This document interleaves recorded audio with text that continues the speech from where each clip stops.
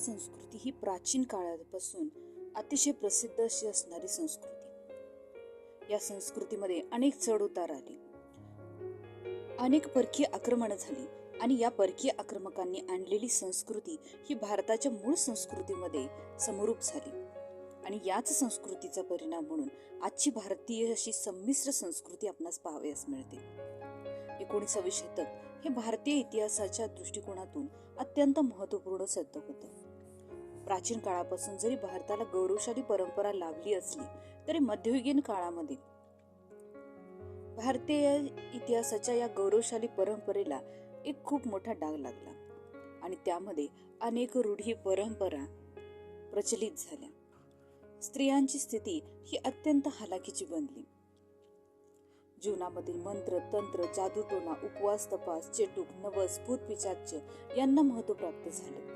उदारमतवादी, भौतिकवादी आणि बुद्धिप्रामाण्यवादी विचारांचा अभाव झाला. अंधश्रद्धा, अज्ञान, कर्मकांड, जातीप्रथा, रूढी परंपरा, बालविवाह, बालहत्या, बहुपत्नीत्व, सतीप्रथा, केशवपण यासारख्या अनिष्ट रूढी परंपरांनी समाजामध्ये भारतीय समाजाला ग्रासून टाकले आणि या वेळेला गरज होती ती म्हणजे भारतामध्ये सामाजिक आणि धार्मिक सुधारणेची. आणि अशा परिस्थितीमध्ये एक नवीन वर्ग उदयास आला. पाश्चात्य शिक्षण घेतलेला हा वर्ग, ज्याच्यामध्ये ब्राह्मो समाज, आर्य समाज, रामकृष्ण मिशन अशा या लोकांनी एकत्र येऊन, ज्याच्यामध्ये राजा राममोहन राय, स्वामी दयानंद सरस्वती, स्वामी विवेकानंद यांनी महत्वपूर्ण योगदान दिले. आजच्या या व्हिडिओच्या माध्यमातून राजा राममोहन राय यांनी खऱ्या अर्थाने भारतीय प्रबोधनाची व प्रगतीची प्रक्रिया सुरू केली. त्यांच्या कार्याचा आढावा या व्हिडिओच्या माध्यमातून मी घेत आहे. भारतीय प्रबोधन कार्यात राजा राममोहन राय यांची अत्यंत महत्वपूर्ण भूमिका होती.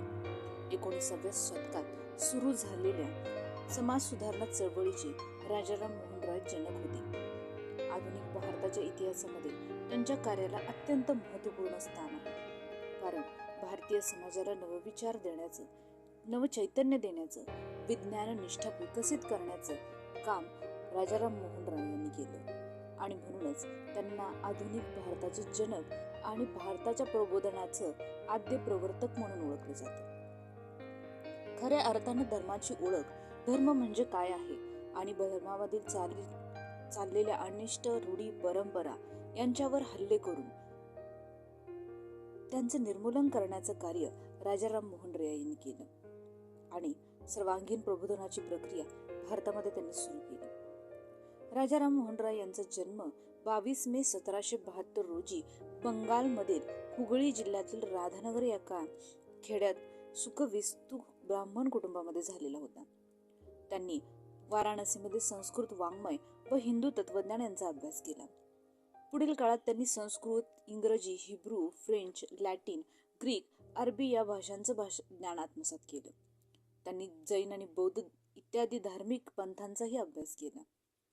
पाश्चिमात्य संस्कृती आणि तत्वज्ञान यांचा सखोल अभ्यास केला.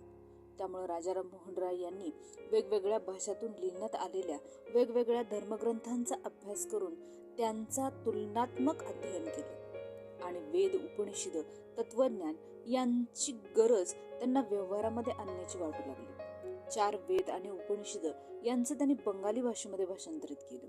त्यासाठी त्यांनी अनेक पत्रक, पुस्तकं प्रकाशित केली. वयाच्या 15व्या वर्षी राजा राममोहन राय यांनी बंगाली भाषेतून लिहिलेल्या एका पुस्तिकेत मूर्तीपूजेवर अत्यंत कठोर टीका केली आणि मूर्तीपूजा हिंदू धर्मामध्ये सांगितली नसून त्यामध्ये कसलाही आधार मूर्तीपूजेला नसल्याचं त्यांनी सिद्ध करून दाखवलं. 1805 मध्ये त्यांनी ईस्ट इंडिया कंपनीमध्ये नोकरी स्वीकारली. 1809 मध्ये त्यांनी शिरस्तेदार म्हणून त्यांची नियुक्ती झाली.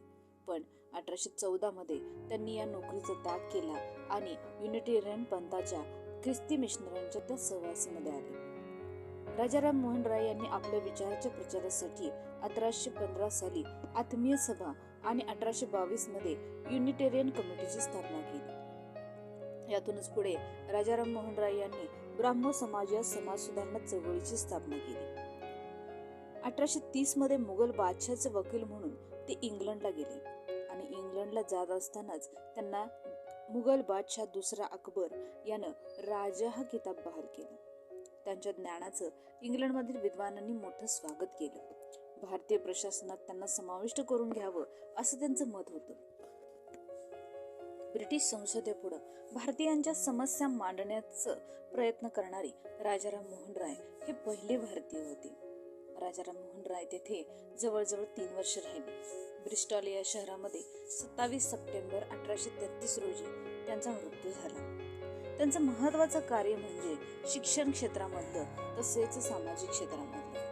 धर्माच्या नावावर सतीप्रथा, बालविवाह, बालहत्या, नरबळी, जातीप्रथा इत्यादी वाईट प्रथांच्या आहारी समाज गेलेला होता.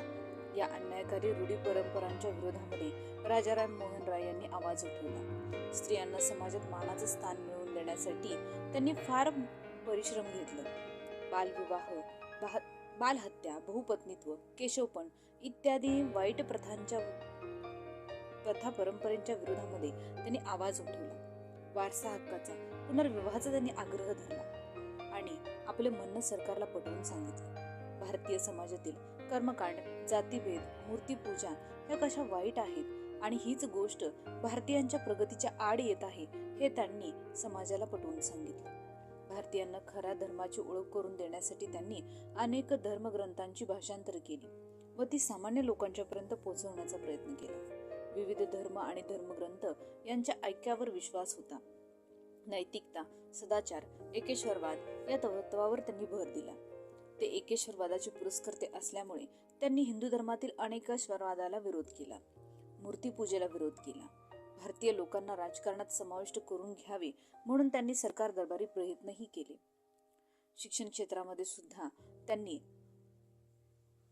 कलकत्त्याला हिंदू महाविद्यालयाची स्थापना केली. वाङ्मयीन क्षेत्रामधलं त्यांचं योगदान आहेच. उपनिषदांचं त्यांनी बंगाली भाषेमध्ये भाषांतरित केलं. म्हणूनच त्यांना आधुनिक बंगाली गद्याचे जनक असं म्हटलं जातं. त्यांनी संवाद कौमुदी नावाचं पाक्षिक सुरू केलं आणि त्यातून त्यांनी समाज सुधारण्यासाठी आपल्या विचारांचा प्रसार केला. त्यांच्याच कार्याचं प्रतीक म्हणून 1829 साली लॉर्ड विल्यम बेंटिंक यांच्या पुढाकारानं सतीबंदीचा कायदा झाला आणि भारतामधली एक अनिष्ट रूढी परंपरा इथं समाप्त झाली. अतिशय महत्त्वपूर्ण कार्य हे त्यांच्या प्रयत्नानं झालं. त्यांचं कार्य हे आधुनिक भारताच्या उन्नतीसाठी अत्यंत समर्पक ठरलं. व्हिडिओ आवडला असल्यास नक्की लाईक करा. चॅनल सबस्क्राईब केलं नसेल तर नक्की सबस्क्राईब करा. धन्यवाद.